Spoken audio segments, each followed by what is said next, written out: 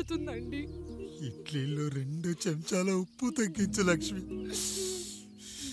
ఎలాగో మనం పేదోళ్ళమే కదా, కనీసం ఉప్పు ఖర్చైనా తగ్గుతుందనుకో.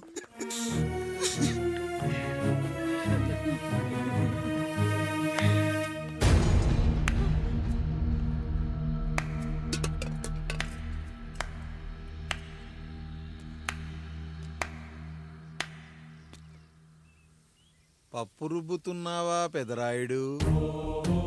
ఎవడికైనా చేసిన పాపం పండుతుంది అంటారు.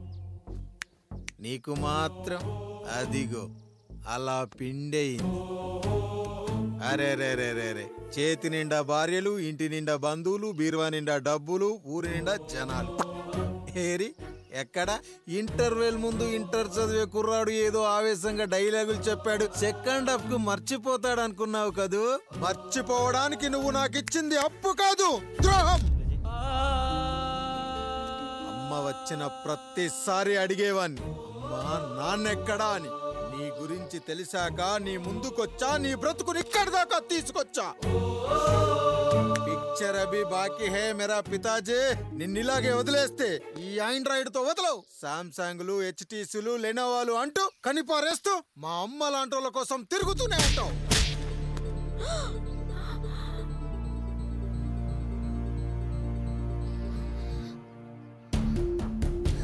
అమ్మా అమ్మా, ఛీ, నన్నలా పిలవకురా. ఎవరిని పట్టుకొని ఎన్ని మాటలు అంటున్నావురా?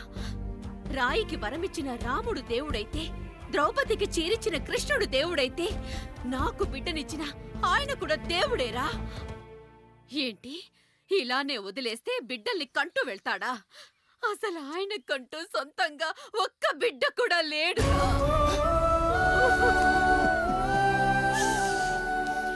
అసలు ఏం జరిగిందో తెలుసా? మీరుండండి అయ్యా, ఉండండి.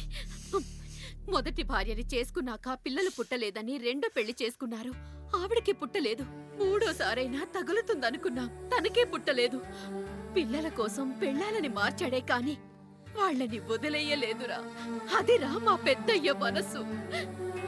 ఆయన దగ్గర బాణం ఉంది కానీ లేదురా, లేదు. అసలు నీ తండ్రి ఎవరో నీకు తెలుసా? తెలుసా? ఇదిగో ఈ కాముడేరా నీ తండ్రి. గేదె నల్లగా ఉన్నంత మాత్రాన పాలు తెల్లగా ఎలా ఉన్నాయనే కదరా నీ ప్రశ్న. దానికి సమాధానం చెప్పాలంటే, ఒక వర్షం కురిసిన రాత్రి నేను 9వ నెల బాలింతగా ఉన్నప్పుడు. పండు పండు, ఇదిగో. ఏమిటండి ఇది? నిద్రలేస్తే నేను, బయటికెళ్తే గంటోడు, పక్కకెళ్తే పాలేరు, ఎప్పుడూ తిరిగే తాయారు. రోజు మమ్మల్ని చూసి చూసి బిడ్డ కూడా జిడ్డు మొహం వేసుకుని పుడతాడేమో అని భయంగా ఉంది. కడుపులో ఉన్నప్పుడు మనం ఎవరి మొహాలైతే చూస్తామో అచ్చం వారి పోలికలతోనే పుడతారంటారు. పొరపాటున నా పోలికలతో పుడితే? అదేంటి కాముడు, నీకేం తక్కువ? జుట్టు ఉండాల్సిన చోట లేకుండా అవసరం లేని చోట విపరీతంగా పెరిగిపోతుంది. మనకు పుట్టబోయే బిడ్డ గొప్ప అందగాడై ఉండాలి. ఇదిగో రోజు ఈ దేవుడి ఫోటోలు చూడు, వాళ్ళలాగే అందంగా పుడతాడు. కడుపుతో ఉన్నప్పుడు ఎవరి ఫోటో చూస్తే ఆ పోలికలతో బిడ్డ పుడతాడా? కనిపించని దేవుడి పోలికలు నా బిడ్డకెందుకు? ఈ ఊరికి దేవుడు రాయుడు. నా బిడ్డ ఆయనలాగే పుట్టాలి, ఆయనలాగే పుట్టాలి.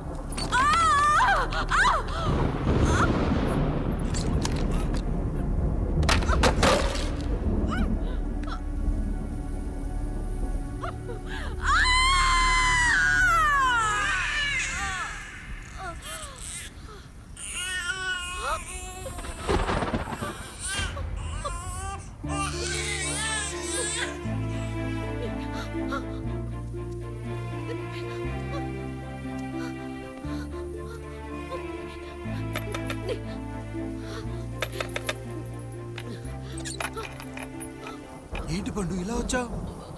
అయ్యా, తప్పు జరిగిపోయింది పెద్దయ్య. ఏం జరిగింది? అసలే నువ్వు ఒట్టి మనిషి కూడా కాదు. ఒక్కసారి ఇటు చూడండి అయ్యా.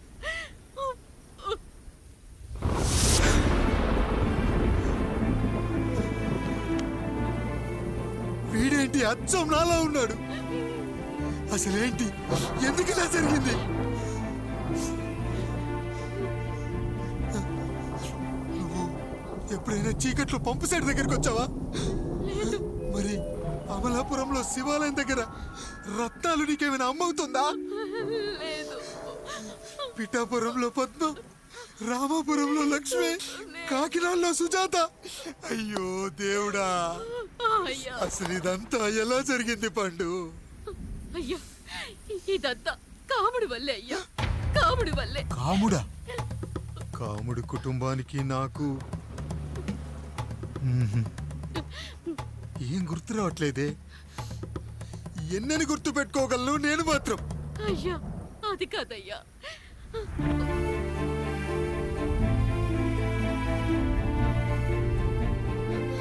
అలా రోజు మీ ఫోటో చూసి చూసి అచ్చం మీలాగే పుట్టాడు. అయ్యో, నా పోలికతో బిడ్డ కావాలనుకోవడం ఏంటి పండు? నువ్విలా చేయడం ఏంటి పండు? పోలికల కోసం ఫోటోలు ఎందుకు చూసావు పండు? అందుకే కదయ్యా ముందు ఆ డైలాగ్ చెప్పాను, తప్పు జరిగిందని. ఇప్పుడు ఏం చెయ్యాలయ్యా? స్వచ్ఛమైన మన ప్రేమను ఈ పాడులోకం అర్థం చేసుకోదు. కనీసం మీ ఇద్దరి జీవితం బాగున్నా ఆనందపడేవాని. వీణ్ణి ఇక్కడ ఉంచొద్దు పండు. బయటికి పంపించు. బయటికి పంపించి బాగా చదివించు. గొప్పవాణ్ణి చెయ్యి. వీడికి అయ్యే ఖర్చంతా నేనే భరిస్తా. అవసరమైతే ఆ డబ్బు కాముడి జీతంలో కట్ చేద్దాం. అయ్యా, వెళ్లే ముందు వీడికొక పేరు పెట్టండి అయ్యా. వీడు ఇంకో రాయుడు, అంటే ఇంగ్లీష్ లో అండ్ రాయుడు, అండ్ రాయుడు.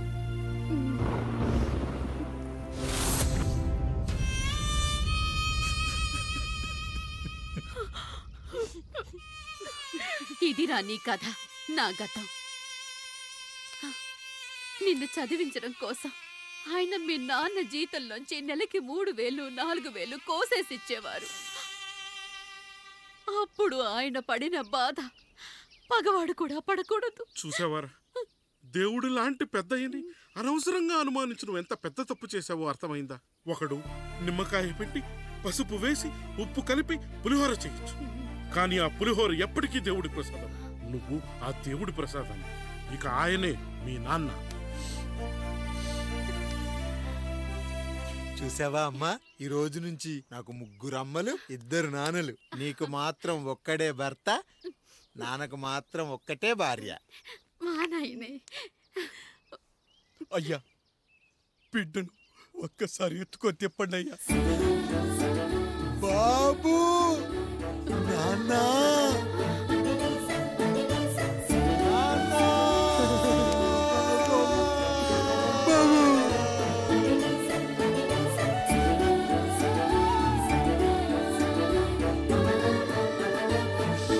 నన్ను క్షమించు నాన్న.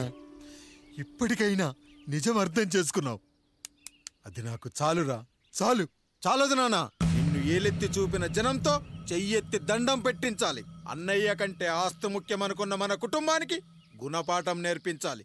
ఇక నాకు వదిలేయ్ నాన్న, నేను చూసుకుంటా.